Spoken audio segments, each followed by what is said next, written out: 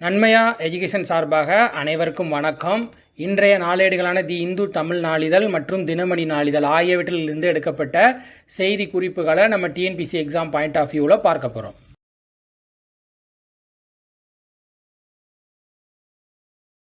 முதலாவதாக மாநில செய்திகளில் பார்த்தீங்கன்னா பிரான்ஸில் வள்ளுவருக்கு சிலை அமைக்கியிருக்காங்க. அதை பற்றி தான் பார்க்க போகிறோம். இது என்ன அப்படின்னு பார்த்தீங்கன்னா, பிரான்ஸ் நாட்டின் ஓ ரேயால் அப்படிங்கிற தமிழ் கலாச்சார மன்றமும் உலக தமிழ் சங்கம் மதுரையும் இணைந்து முத்தமிழ் விழாவை நடத்தியிருக்காங்க.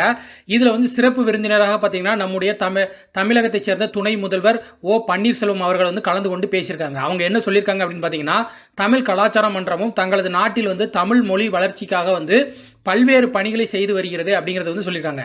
இவங்க மேலும் சொல்லும்போது என்ன சொல்லியிருக்காங்க அப்படின்னு பார்த்தீங்கன்னா, 2011ஆம் ஆண்டில் அண்ணல் காந்தியடிகளின் சிலை நிறுவப்பட்டிருக்குது. இப்போது வள்ளுவருக்கு சிலை அமைக்க நடவடிக்கை எடுத்து வருவது குறிப்பிடத்தக்கது அப்படிங்கிறதையும் இவங்க பதிவு பண்ணியிருக்காங்க. அடுத்ததாக பார்த்தீங்கன்னா, உலக அளவில் அமெரிக்க பல்கலைக்கழகம் வெளியிட்டிருக்கக்கூடிய 2% விஞ்ஞானிகள் பட்டியலில் காந்தி கிராமிய பல்கலைக்கழகத்தை சேர்ந்த 7 பேராசிரியர்கள் இடம் பிடிச்சிருக்காங்க. இதை எந்த தரவுகள் அடிப்படையில் வெளியிட்டிருக்காங்க அப்படின்னு பார்த்தீங்கன்னா, அமெரிக்காவின் ஸ்டான்ஃபோர்ட் பல்கலைக்கழகத்தை சேர்ந்த ஆராய்ச்சியாளர்கள், ஆய்வு நுண்ணறிவாளர்கள் மற்றும் சைடெக் ஸ்ட்ராட்டஜிஸ் இணைந்து அந்த தரவுகளின் அடிப்படையில் தான் இந்த தரவரிசை பட்டியலை வெளியிட்டிருக்காங்க. இதில் உலக அளவில் முதல் 2% சிறந்த விஞ்ஞானிகள் பட்டியல் சுமார் 1.6 லட்சம் விஞ்ஞானிகள் இடம்பெற்றிருக்காங்க. இதில் இந்தியாவை சேர்ந்தவர்கள் பார்த்தீங்கன்னா 2314 பேர் இடம் பிடிச்சிருக்காங்க. அந்த பட்டியலில் திண்டுக்கல் மாவட்டம் காந்தி கிராமிய பல்கலைக்கழகத்தை சேர்ந்தவர்கள் 7 பேர் இடம் பிடிச்சிருக்கிறது குறிப்பிடத்தக்கது. 7 பேராசிரியர்கள் எந்த துறையில் ஆராய்ச்சிகளை மேற்கொண்டிருக்காங்க அப்படிங்கிறது பார்த்தீங்கன்னா, பேராசிரியர் பாலசுப்ரமணியம் அவர்கள் பார்த்தீங்கன்னா பசிலாஜிக் மற்றும் நியூரல் நெட்வொர்க் அப்படிங்கிற ஆராய்ச்சியில் தான் ஈடுபட்டு இருக்காங்க. இயற்பியல் துறை பேராசிரியர் ராமச்சந்திரன் பார்த்தீங்கன்னா டைசென்டிஸ்டைஸ்ட் சோலார் செல் தொடர்பான ஆராய்ச்சிகளில் ஆய்வு கட்டுரைகள் வெளியிட்டிருக்காங்க. இதே துறை பேராசிரியர் கே மாரிமுத்து பார்த்தீங்கன்னா வெள்ளை ஒளி கதிர்வீச்சு தடுப்பு மற்றும் போட்டோனிக்ஸ் உபயோகம் கொண்ட கண்ணாடி பொருட்கள் தொடர்பான ஆராய்ச்சியில் ஈடுபட்டு இருக்காங்க. வேதியியல் துறை பேராசிரியர் சேதுராமன் பார்த்தீங்கன்னா மேற்பரப்பு பார்க்கும் முறைகள் மற்றும் சூப்பர் ஹைட்ரோபோபிக் மெட்டீரியல் தொடர்பான ஆராய்ச்சியை மேற்கொண்டு இருக்காங்க. பேராசிரியர் மீனாட்சி பார்த்தீங்கன்னா குடிநீரில் இருக்கக்கூடிய புளோரைடு மற்றும் இதர நச்சுத்தன்மை கொண்ட தனிமங்களை பயோ கம்போஸ்ட் மெட்டீரியல் மூலம் நீக்கம் செய்யக்கூடிய தொழில்நுட்பங்களை உருவாக்கும் ஆராய்ச்சியை மேற்கொண்டு இருக்காங்க. பேராசிரியர் எஸ் ஆப்ரஹாம் ஜான் அப்படிங்கிறவங்க நானோ மெட்டீரியல் அடிப்படையிலான சென்சார் தொழில்நுட்பங்கள் உருவாக்கும் ஆராய்ச்சியில் ஈடுபட்டு இருக்காங்க. ஜி சிவராமன் பார்த்தீங்கன்னா பயோ இமேஜிங் உபயோகம் கொண்ட மூலக்கூறுகள் தொடர்பான ஆய்வுகளை மேற்கொண்டு வராங்க. பேராசிரியர் எஸ் ஆப்ரஹாம் ஜான் ஆற்றல் மற்றும் எரிசக்தி துறையில் இதுவரைக்கும் ஆற்றிய பங்களிப்புக்காக இவங்க இடம்பெற்று இருக்காங்க அப்படிங்கிறத அந்த தரவரிசை பட்டியலில் தெரிவிச்சிருக்காங்க.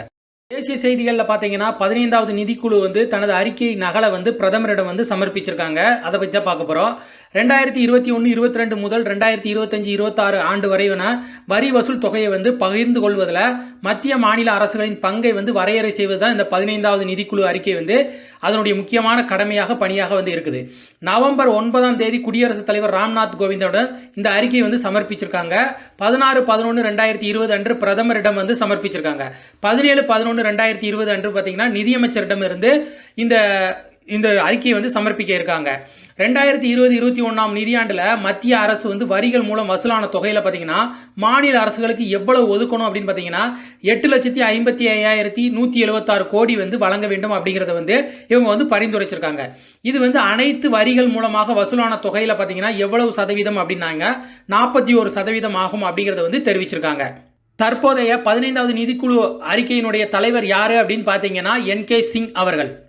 அடுத்ததாக பார்த்தீங்கன்னா சமண துறவி விஜய் வல்லப சூரீஸ்வரின் 151வது பிறந்த தினத்தை ஒட்டி அவரது சிலையை திறந்து வச்சிருக்காங்க. யார் திறந்து வச்சிருக்காங்க அப்படின்னு பார்த்தீங்கன்னா நம்முடைய பாரத பிரதமர் நரேந்திர மோடி அவர்கள். எங்கே திறந்து வச்சிருக்காங்க அப்படின்னு பார்த்தீங்கன்னா ராஜஸ்தானுடைய ஜெய்ப்பூர் நகரில் தான் அதை திறந்து வச்சிருக்காங்க. இவர் மேலும் நம்முடைய பிரதமர் அந்த சமண துறவியை பற்றி சொல்லும்போது பார்த்தீங்கன்னா இவர் நாட்டின் பல்வேறு பகுதிகளுக்கும் சென்று சேவையாற்றியிருக்காரு. கல்வி, மகளிர் மேம்பாடு போன்றவற்றுக்காகவும் பணியாற்றியிருக்காரு அப்படிங்கிறத சொல்லியிருக்காங்க. மேலும் பார்த்தீங்கன்னா நமது நாடு அதே பாதையில் தான் பயணித்து வருகிறது அப்படிங்கிறதையும் சொல்லியிருக்காங்க. பெண்களுக்கு எதிராக இருந்த முத்தலாக் நடைமுறையை தடை செய்து சட்டம் இயற்றப்பட்டிருக்குது. பெண்களுக்கான பல்வேறு புதிய கதவுகள் திறக்கப்பட்டிருக்கிறதாகவும் இராணுவத்திலும் அனைத்து நிலைகளில் பெண்கள் பணியாற்றும் வாய்ப்பு கிடைத்து விட்டது. புதிய கல்விக் கொள்கையிலும் பெண்களுக்கு பல்வேறு வாய்ப்புகள் அளிக்கப்பட்டுள்ளது அப்படிங்கிறத சொல்லியிருக்காங்க. பார்த்தீங்கன்னா 2வது கட்ட மலபார் போர் பயிற்சி இன்றைக்கு தொடங்கியிருக்காங்க. அதாவது பார்த்தீங்கன்னா இந்தியா, அமெரிக்கா, ஜப்பான் இணைந்து வந்து இந்த மலபார் கூட்டு கடற்படை போர் பயிற்சியை வந்து ஆண்டுதோறும் வங்கக்கடல் மற்றும் அரபிக்கடலில் வந்து நடத்திட்டு வராங்க. 2015ஆம் ஆண்டு பார்த்தீங்கன்னா இந்த கடற்படை பயிற்சியில் வந்து ஜப்பான் வந்து நிரந்தர பங்கேற்பாளராக வந்து இணைஞ்சிருக்குது. ஆண்டுதோறும் நடத்தப்படக்கூடிய இந்த கூட்டு பயிற்சியில் கடந்த 2018ஆம் ஆண்டு பிலிப்பைன்ஸ் கடல் பகுதியிலும் 2019ஆம் ஆண்டு பார்த்தீங்கன்னா ஜப்பான்லேயே வந்து நடந்திருக்குது. இந்த ஆண்டுக்கான பயிற்சி முதல் கட்டம் பார்த்தீங்கன்னா வங்கக்கடல்லையும், 2ஆம் கட்ட பயிற்சி பார்த்தீங்கன்னா அரபிக்கடல்லையும் வந்து தொடங்க இருக்குது. இதில் இந்திய கடற்படையை சேர்ந்த 44,500 டன் எடையுள்ள INS விக்ரமாதித்யா அப்படிங்கிற போர் கப்பலும், அமெரிக்காவின் 1,00,000 டன் எடையுள்ள USS நிமிட்ஸ் அப்படிங்கிற பிரம்மாண்ட விமானம் தாங்கி போர் கப்பலும் பங்கு பெறுவது வந்து குறிப்பிடத்தகுந்தது. இது வந்து முக்கியமான நிகழ்வாக வந்து மற்ற நாடுகளால் வந்து உன்னிப்பாக பார்க்கப்படுகிறது. அடுத்ததாக பார்த்தீங்கன்னா டிஜிட்டல் மீடியாக்களில் வந்து வெளிநாட்டு முதலீடுகளை வந்து 26% அளவுக்கு குறைக்க வேண்டும் அப்படிங்கிறது வந்து மத்திய அரசு வந்து வலியுறுத்தி அதற்கான காலக்கெடுவும் வந்து அறிவிச்சிருக்காங்க. என்னன்னு பார்த்தீங்கன்னா செய்தி மற்றும் நடப்பு விவகாரங்கள் உள்ளிட்டவற்றில் ஈடுபட்டிருக்கக்கூடிய டிஜிட்டல் மீடியா நிறுவனங்களில் வந்து வெளிநாட்டு முதலீடுகள் வந்து 26% அளவுக்கு வந்து குறைக்கப்பட வேண்டும் அப்படிங்கிறத வந்து சொல்லியிருக்காங்க. இதற்கு வந்து ஓராண்டு காலம் அவகாசமும் அளிச்சிருக்காங்க. இதன்படி பார்த்தீங்கன்னா 2021ஆம் ஆண்டு அக்டோபர் மாதத்துக்குள்ள அந்நிய முதலீட்டு வரம்பு வந்து குறைக்கப்பட வேண்டும் அப்படிங்கிறது வந்து சொல்லியிருக்காங்க. இதற்கான உத்தரவை யார் பிறப்பிச்சிருக்காங்க அப்படின்னு பார்த்தீங்கன்னா தகவல் ஒலிபரப்புத்துறை அமைச்சர் செயலர் அமரேந்திர சிங் தான் வந்து கையெழுத்திட்டு இருக்காங்க. இதே மாதிரி பார்த்தீங்கன்னா பணி நியமனத்திலையும் வந்து கட்டுப்பாடு விதிச்சிருக்காங்க. அந்நிய முதலீட்டை எதிர்நோக்கும் நிறுவனங்கள் பார்த்தீங்கன்னா அது குறித்து முன்னதாகவே வந்து அமைச்சகத்திடம் வந்து அனுமதி பெற வேண்டும் அப்படிங்கிறது வந்து சொல்லியிருக்காங்க. அதே போல வந்து 60 நாட்களுக்கு மேலாக பணியில் ஈடுபடுத்தப்படும் வெளிநாட்டவர்கள் குறித்த விவரத்தையும் அவரது நியமனத்தின் போது தெரிவிக்க வேண்டும் அப்படிங்கிறதையும் வந்து சொல்லியிருக்காங்க. உலக செய்திகளில் பார்த்தீங்கன்னா முதல் தனியார் நிறுவனம் அப்படிங்கிற சாதனையோட ஸ்பேஸ் எக்ஸ் அப்படிங்கிற விண்கலம் வந்து 4 வீரர்களோட சர்வதேச விண்வெளி மையத்துக்கு வந்து பயணம் செஞ்சுருக்காங்க. அது குறித்து தான் பார்க்க போகிறோம். இது என்ன அப்படின்னு பார்த்தீங்கன்னா அமெரிக்கா, ரஷ்யா உட்பட சில நாடுகள் இணைந்து பார்த்தீங்கன்னா விண்வெளியில் வந்து சர்வதேச விண்வெளி ஆய்வு மையத்தை வந்து நிறுவியிருக்காங்க. இதில் வந்து விண்வெளி வீரர்கள் வந்து சில மாதங்கள் தங்கி அங்கே வந்து ஆராய்ச்சியில் வந்து ஈடுபடுவாங்க. அவர்களை விண்வெளிக்கு கொண்டு செல்லவும் அவங்களுக்கு தேவையான பொருட்களை கொண்டு செல்லவும் நாசாவின் விண்கலம் வந்து அவ்வப்போது வந்து விண்வெளிக்கு வந்து சென்று வந்துகிட்டு இருந்துச்சு. இந்த நிலையில பார்த்தீங்கன்னா அமெரிக்காவின் ஸ்பேஸ் எக்ஸ் அப்படிங்கிற தனியார் நிறுவனம் இந்த பொறுப்பை வந்து எடுத்திருக்காங்க.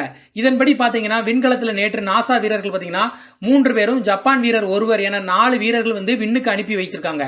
இதன் மூலம் விண்வெளிக்கு விண்கலத்தை அனுப்பிய முதல் தனியார் நிறுவனம் அப்படிங்கிற பெருமையை வந்து இந்த ஸ்பேஸ் எக்ஸ் அப்படிங்கிற நிறுவனத்தை வந்து பெற்றிருக்குது. இந்த நிறுவனம் எப்போ ஆரம்பிச்சிருக்காங்க அப்படின்னு பார்த்தீங்கன்னா 2002ஆம் ஆண்டு.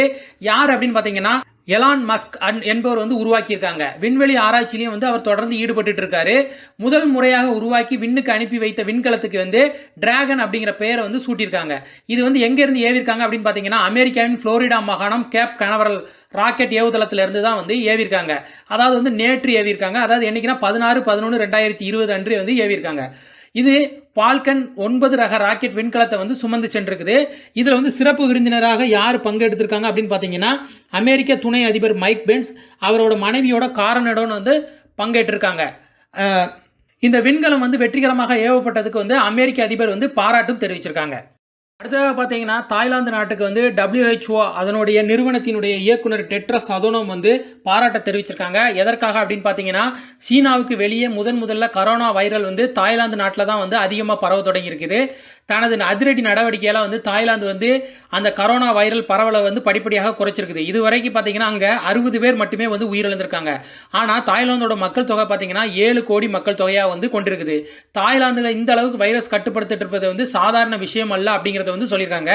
கடந்த 40 ஆண்டுகளாக வந்து தாய்லாந்து வந்து சுகாதாரத்துறைக்கு வந்து கணிசமான தொகையை ஒதுக்கி வருகிறது அப்படிங்கிறதை வந்து அவங்க வந்து தெரிவிச்சிருக்காங்க. இது உலக சுகாதார நிறுவனத்தின் வந்து இயக்குனர் டெட்ரோஸ் அதனம் வந்து கூறியிருக்காங்க. இதையே பின்பற்றி வந்து மற்ற நாடுகளும் வந்து செயல்பட வேண்டும் அப்படிங்கிறத வந்து வலியுறுத்தி சொல்லியிருக்காங்க. விளையாட்டு செய்திகளில் அமெரிக்காவில் நடைபெற்ற ATP போட்டியான ஒன்றான கேரி சேலஞ்சர் போட்டியில் இறுதி சுற்றுல பார்த்தீங்கன்னா இந்தியாவை சேர்ந்த பிரஜனேஷ் அப்படிங்கிறவங்க வந்து அமெரிக்காவை சேர்ந்த டெனிஸ் குட்லா அப்படிங்கிட்டவங்க வந்து தோத்துருக்காங்க. இவர் வந்து இது மாதிரி தோக்குறது வந்து இது வந்து முதல் முறையல்ல, 7 முறை வந்து இறுதி சுற்று வரைக்கும் சென்று வாய்ப்பை வந்து தவற விட்டுருக்காரு.